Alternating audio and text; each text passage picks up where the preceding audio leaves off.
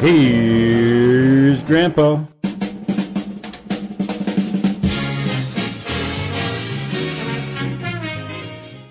Oh, good morning, darlings, once again. Here's your old Grandpa Coyote coming back to you once again here from the Spaceship Love. Wow, 9,000 feet high in the Rocky Mountain altitude. Yes, indeedies, man. From here you take off and fly. That's what you do. Yeah, young girls and guys, everybody just flies when they get hold of the Coyote Medicine Show, don't you know? Right here on the Hazy Radio Network, baby. It's Coyote Medicine in the morning, and it's what's good for you, man, you know, and you can swallow it with ease, babies, because it comes on a spiritual breeze, man, that blows right from the center of the universe to your heart, too, baby. Radiant love broadcasting outward from here and hitting everywhere, man. I'm telling you, man, we cut it deep, we cut it hard, we cut it softly, though, babies. We just bring you back to life gently like, man, you know. We don't want to, you know, shock your system too much, you know. I mean, it's like the old ways of saying it are, if you can't baffle them with your bullshit, you know, dazzle them with your brilliance, man.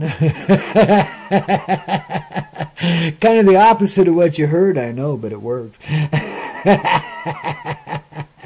In other words, when you're tired of telling the stories and decide it's time to live them again, well, babies, just get right in and be life again, man. That's what kind of the theme of this Free Day Friday is today, man, is getting our asses back in gear and becoming what we are here, man, you know, and no longer having to hibernate or hide out or, you know, be somebody's fool because you think that's what's cool in this moment in time, even though you know that's what you're doing and you're no fool, man, you know. I mean, shoot, you know, gosh, goes round in circles, man. You know, all these little circles we create to keep ourselves contained for a little while ain't any longer necessary, don't you see? All the little divine mistakes we made to diverge us off the path for a little bit so we'd have something to do for a little while to keep us busy until time's caught up to us or we caught up to times or whatever, man, you know.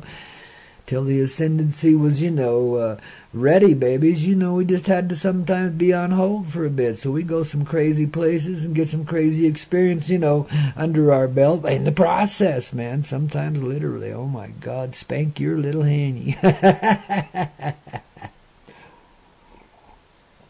Saluting you with my official Coyote Klub coffee mug here, babies. Get yours. Get on over to... And so, you know, in the 90s, I was running this little ranch way back in the mountains there in Oregon, and these guys came and asked if they could fly in. I said, oh, hell yeah, man. You know, and I watched them do it, and we got to rapping with them after they'd done their little flight. And, you know, one thing led to another, and I went flying with them a little bit, but that was about the extent of it. You know, I remembered how much doggone work it was, and I was just getting to the point where I just, you know, didn't want to work that hard anymore, even to fly, you know. You got to be a better way, you know. And I looked at, you know, the one little accident that I'd had in hang gliding way back when, you know, and if I'd had a little motor on that thing and a little power, you know, I could have just done a go round and everything would have been all right, you know. But I didn't have that, you know. You get one shot at it on a hang glider, and if you mess it up, well, you're done, buddy. Whatever's going to happen's going to happen. You bite that dust pretty hard, man. And I did, but, you know, I lived to tell about it, thank goodness. But it did fracture my old shoulder and, you know, caused me to be off work for a while, et cetera, et cetera, et cetera. It had many ramifications, and I had to be a little more careful with myself. So I went back to more, quote, civilized or more mechanical aspects of flying. I started flying Cessnas and Cherokees, Piper Cherokees, and I found myself a Grumman up there in Oregon and flew it quite a bit. God, I love that plane, man. Almost bought it, came near to buying it. I had some money, but nobody else did, and I couldn't find partners with any money to buy in with me, so I had to let the good deal go by, because no way I was going to finance something like that, even if I could. That's a luxury to me, you know, not a necessity. But wow, what it turned out was I could have bought this thing for like 10 grand, man, with a brand new engine, a new overhaul on it, which is really a bargain because the overhaul is going to cost you that then. It's even more than that now. But But anyway, that was a deal, man. Within a year, the value of that plane accelerated to the point where I could have sold it $35,000 just the way I'd bought it. If I'd not put 1 hour on it, I would have got $35,000, and pretty handily got it too, because they were in demand at the time. Something was going on in the world that bumped aviation, general aviation, up a little bit. But that's where I had to go with my passions for flying anyway. And it's not near as much fun, like I told you before. I just don't like the smell of avgas. And I don't like the engine, and the prop and all that noise going on. But, to fly, I'm willing to put up with it. And all the mechanical aspects of it too, Had some real interesting experiences out there flying them Cessnas and Grummins around the countryside and the Cherokees too, man, and it's been an awesome time. I never did get a license, never bothered with that stuff. Got close a time or two, but there was always something got in the way. So I never really got, up to that point where I'd go out and put in hundreds and hundreds of hours, and nah. If I'd ever got my own plane, I fell in love with the air coupe when I was a kid. I got to fly one when I was 8 years old. I could barely see up through the bubble, you know what I mean? But they let me fly it. Not solo, of course. Somebody was with me, but they let me fly it. And man, that thing was so easy and so much fun to fly. You just had to pay attention. But I mean, a little 8-year-old kid to fly it. That's how simple it was, man. And wow. So it flows so smoothly, and it was almost impossible to stall it, A lot of planes, boy, when you stall them, they break away and just head straight nose down, This baby, when you stalled it, just kind of bumped along through the air, It refused to stall, really. It was like one of those newer ones they came up with the canard wing in front, They won't stall either. They'll go into a flat spin before they'll stall. Well, the air coupe was kind of like that, and it was another one that was almost impossible to put into a spin, too. It's amazing, man. So I've flown a few of them over the years, and I always kind of had my sights out for one to buy one, but it just never happened, One of those deals, So here I am, old man now, and the old flying souls come back to me, because I keep running into these flying people over at the hot springs, and kind of brought back that desire to fly again, to be, and I don't want to, like I said, hang gliding, I love it, but it's a lot of work, and you only get one shot when you're landing, etc. You only get one shot at all, I mean, having that little bit of engine and that little bit of power makes a lot of difference. It gives you some options that you don't have otherwise, but it also adds a whole new element there to it, power and props, and gasoline and stuff. But if a person's reasonably careful and, pays attention to all the details, make sure they do a good pre-flight and so forth, wow, you can have some fun, and you don't have to pay a whole lot of money for it. That's a real cool thing, and you don't have to have licenses and have the man looking over your shoulder all the time either. It's real casual, There are places you cannot go with them. They're restricted, and you can only fly in the daylight and so forth. But, hey, if you want to just jump in it and fly, you can. You're damn fool to do it, but you can. That's a legal thing to do. If you want to go kill yourself that way, I reckon nobody's going to stop you, but that sure ain't very intelligent. I've seen the results of a couple of those things recently in video reports, and wow, babies, you don't want to do that. You want to be ready.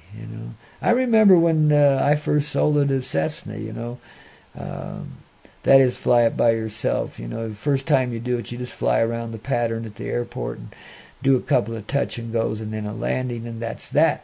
After that, then, it develops out from there. You get to take it out a little more and more by yourself. And learn the ropes, man. That's all you can do, But, wow, when I first soloed, it was like, I didn't feel ready, but my instructor knew I was, and he just put me to it, babies, and I went right through it just like a pro, man. That was a beautiful landing, I grew to love that little 7JX I was flying. It was a little Cessna 152. I really loved that plane, man. I flew it for about a year off and on, And that thing was a little for a little, grasshopper. It was an agile little thing in the air, and it had enough poop to, get you out of a situation. I remember one time coming out of Fort Jones down there in Northern California. I was doing one of my cross-country solo things, and the wind was from the northwest blowing over the tops of the mountains there, and it was such that in the wind wave where I was at, I was climbing out at like 600 foot a minute or something like that. But, I was actually losing altitude because the wind was flowing downward in that area. So I had to loop back into the valley and make a pass a little closer to the mountain. And at a lot more elevation, I gained elevation while I went back through the valley, And then I was able to fly out of there, but I had to do that loop in order to do it, in order to clear the mountains that were before me. Otherwise, I'd have just hit the ground and goodbye, Charlie, Don't do that, So that's what I'm talking. That's the kind of experience I've had in those old planes. I could tell you some of the harrowing experiences, too, but the sweetest moment of it all, in all of these aviation moments, of course, was when I was flying in the hang glider and way up high and everything was cool. And especially when the Hawks and Eagles would come and fly with you. That was awesome. And I've shared with you the story of the Eagle energy flowing through you. It's an amazing experience, That was one of the sweetest times flying I ever had, really made the whole thing seem right and worthy of my effort, you know what I mean? Because it took a lot to get there. It did, a lot more than I imagined when I first imaged myself doing it. You had to do a lot of work to get there, and I did, man. I ate a lot of gravel. I learned the hard way how to land those things, etc., etc. But I got pretty good at it, to the point where people would be standing by taking movies when I came in for a landing. I did such beautiful ones. I mean, I still did a nose in every now and then, though. You try not to, but sometimes I was just such a little guy, and these things are really built for a little bit bigger guys, and sometimes my arms just wouldn't extend far enough to make the doggone thing stall out right, So anyway, sometimes I'd nose in like that, but I'd always live to tell about it. Like I said, I ate a little gravel, but I was all right. My first long solo off of a tall mountain was like, it was just a sled ride, but, I had my instructor with the radio in my ear, telling me when to make the maneuvers and what maneuvers to make, and in other words, coach me on down. And everything went perfect. It was a beautiful flight. God, what fun, man. But, as I got down toward the bottom end of that, and was going to land, I mean, I came in perfectly. I really did. But dadgummit, I just couldn't get that thing to stall. I mean, I just couldn't push it out far enough. And we nosed in, but it was still a beautiful flight, and I forgave myself for that one immediately, I mean, all I had in my heart was, wow, I did it. I come off that big old mountain, and I flew like a birdie, man. Wow, it was like about a 1,500-foot vertical mountain, which, to some people ain't a whole hell of a lot these days, but to me it was the first big mountain I'd flown off of, Wow, man, what a journey, what a beautiful experience, So I bless all of that, and I bless the flying that brought me through it, and all the machines that I employed in the process, man. They were all a lot of fun, and it's been a good roll, and it'd be nice to, before I get to the point where, my energy dies and, I have to really go, hang upside down in a tree somewhere and just be an old crow for a bit. I'd like to get a little more flying in, a little more sporty kind of flying, get back to the hang gliders with the engine on it, man. That would be just such a kick in the backside. So I've been thinking about that. I guess it's Free Day Friday. I can dream a little bit. We're free to dream, free to be what we want to be, free to be how we are. Aren't we, babies? Yeah, forgive me for carrying on. I'm a little sentimental about my flying, as you can tell. It's part of what makes this life a little difficult to let go of. Because we really have had some aspects here that have been a lot of fun, and that's one of them for me, It's one of my little passions, I was going to tell you the other sweet moment in my life of flying. I had some weird things happen when I was flying. When I was a young guy, I was still about in my early 30s, I think, when this happened.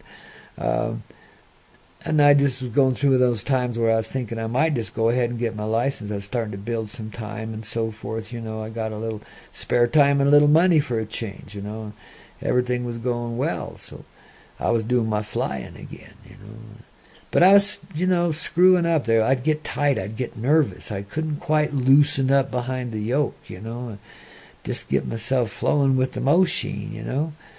I mean, I fly all right, I could do that, but I was just a little nervous and edgy, a little tense all the time. And what the hell is that? Finally, I got to this place where I really had to pay some attention to it when I was in one of my communicative, what you'd call meditative ways, and it dawned on me. I saw myself, essentially dying in a plane wreck in some lifetime before this one. So it had to be, in the last 100 years, they hadn't had flying machines for a long time before that. So, but anyway, seeing that, then I understood the source of the tension within me. That was some kind of past life thing that was bothering me because I died that way before. But it also kind of explained my fascination with flying because I'd been a pilot in that life, obviously, So you put two and two together, but anyway, it released me, and then I could fly. Then I remembered how it was. I got the feel for it, and just like you do for a truck or a car or something, you get the feel for them, and everything just flows real smooth after that. Well, that's what I got for the aircraft.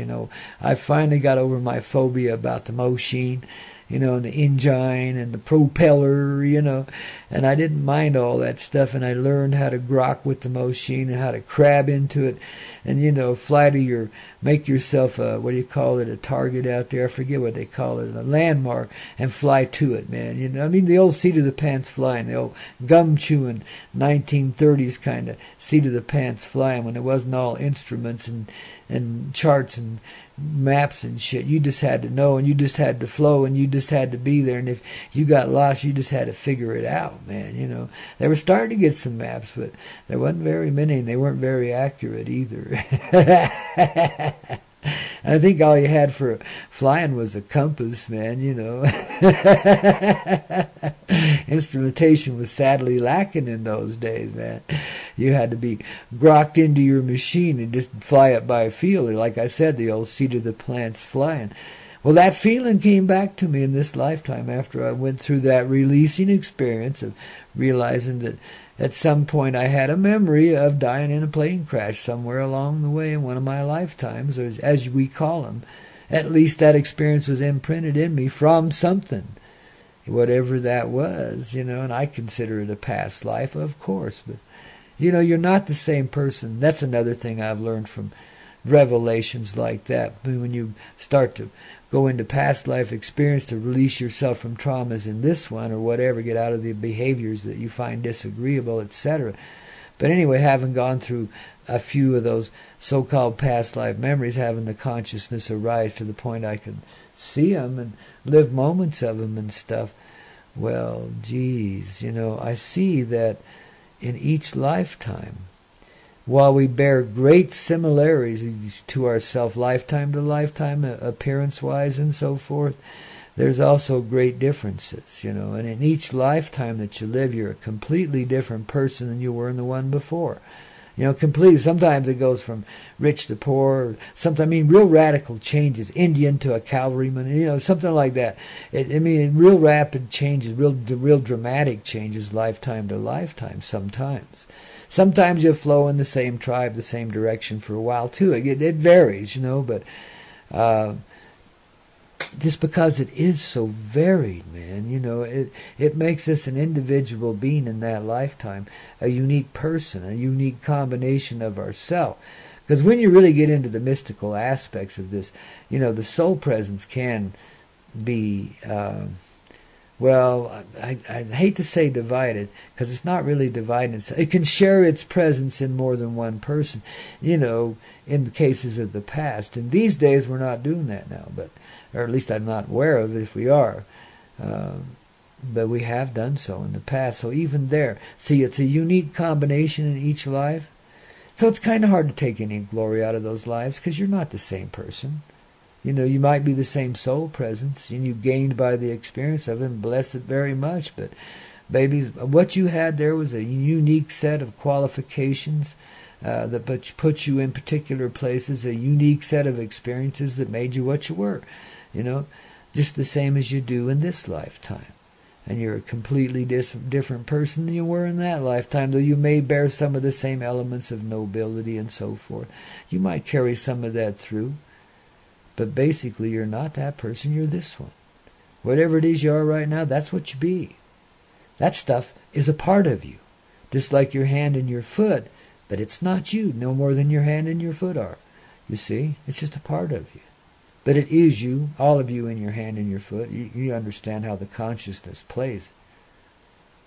But that's essentially where it be, you know. That's a past thing. It's a part of you now, but just a part. You see? Some people take great glory because they, you know, like I said, I've met 1,000 people that are the reincarnated Jesus. And I bet I've met 500 reincarnated Marys too, you know, at least, you know. And they're sincere and divinely so, and their belief is such. And shoot, I don't argue with it, you know. They've got some kind of cosmic memory like that, and just let it be, you know. Personally, I don't claim to have been anything or anybody. I know I'm part of the original tribe of humanity as a soul presence. I do see that and acknowledge that. Beyond that, I don't claim to be anything anywhere. I have some pretty good ideas of what roles I have played here, but I look at myself now and I'm a coyote, man, you know, and that's what I've always been. And that's why all my lives are very different, one from another. You never know what I might have been, you know what I mean? And I just be okay with all of that. I see some of it. I know the energy of all of it. You know, I can live in that, you know, I can, from appreciation. That's where you gain ground on the past life stuff, the stuff that's been affecting you. You start appreciating, just like I did when I saw myself released, when I saw myself released from life through a plane accident and saw some of the drama that went on around it. It was kind of a cool story, man. And maybe I should tell that right now. You ready? I will. You know, this is the view I saw. Now, it's just a story. You know, it's not necessarily a reality, but this is what gave me the release from the tension I felt when I was flying in this lifetime. Because I could see this death in that lifetime.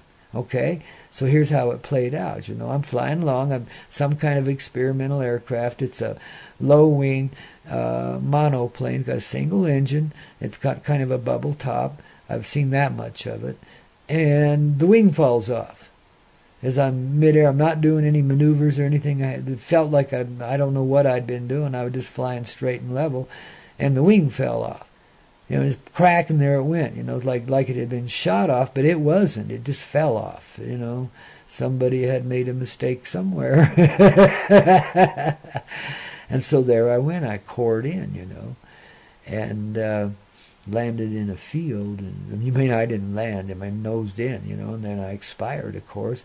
And there must have been some bombing going on that day because there was a bunch of souls heading for getting into the flow, going through the gateway. You know, the light, going to the light, in other words. And I just kind of fell into that flow, you know, kind of almost unconsciously. I just followed that flow as I departed from the earthly presence, you know. And then a consciousness hit me that I felt a pull from somebody in the earth reality, you know. And I remembered there was a person I was leaving behind that I really felt passionate about and I couldn't let go of right then. And I just got out of the flow, went back and found my beat-up old body, what was left of it, and somehow enlivened it enough to get it to run across these fields, about 3 miles or so, and plunked it down in the forest behind this one person's house that I seemed to care a lot about, you know. That's the vision as I saw it. And then I hung around for a little while there until the angels came and got me and said, no, you know the deal. Next lifetime everything's right. This lifetime you got to go home now. Come on, we got to get ready for the next one, you know. And I'm looking at them and I'm kind of being a sour puss and I'm saying no. But they got me there anyway, of course, you know. You got to get on with the program. But see, and then there was lots of other little paradigms and dynamics, little dramas played out there, you know, that I still remember. But, you know, they're so personal I don't want to talk about them. That's the reality. But I have seen replications of these energies in this lifetime that suggest to me that there'll be a release even from that experience, from the trauma of having to leave that person behind when I really didn't want to, you know, just a matter of circumstance, you know. So anyway, you know, and it all comes full circle together in this lifetime. That's the thing I see threaded out throughout all of my lifetimes. Everything is coming to a culminating point in this lifetime. All the energies unleashed back there in whatever lifetime it was and however it was lived and wherever, too, because boy, it's been around. Nation to nation, tribe to tribe, all over the place, man. Shoot. But anyway, wow, all of that culminating now in the adventure of this very lifetime that I'm living now. How about that, babies? I mean, it's the same for you, too. You know, we're all in this together, and that's the truthful unity that we feel. It's a unity in all of our lifetimes. Many of us have known each other in past lives, of course. There's a familiarity there that's unmistakable. You know, we haven't never met each other in some cases, you know, and we know each other like the back of each other's hand already. You know what I mean? Etc. At the very minimum, we know each other's heart. We know the truthful reality of ourselves as beings. We may not know all the personal characteristics and financial circumstances, and who the hell cares? We're just here living, and we acknowledge the connections when we see them, babies. And you know, that's a beautiful thing. And that'll add more fullness and richness to the past life experience, to see persons replicated in this lifetime that were there in those. To renew old, ancient associations that began at the beginnings of time, you know, to have that family familiarity once again repeated, replicated after all this time, passage of time. See, it's coming into being, but this is how you know it's real, because it is happening. It's not something we have to pretend ourselves into or worship ourselves into or some shit as that or follow any formula. Just relax. Give yourself the time again. Just close your eyes and get in the flow. Babies, then you'll have some time. Then you'll be in that place. You'll start to understand. It'll come. Be patient with yourself. It'll come. It's happening now everywhere, all across this earth, you know. We're finally becoming the free souls that we truthfully are. In other words, we're setting ourselves free from all forms of slavery and enslavement, you know, except what? Slavery to the heart? There's no slavery in the heart. Service in the heart, yeah.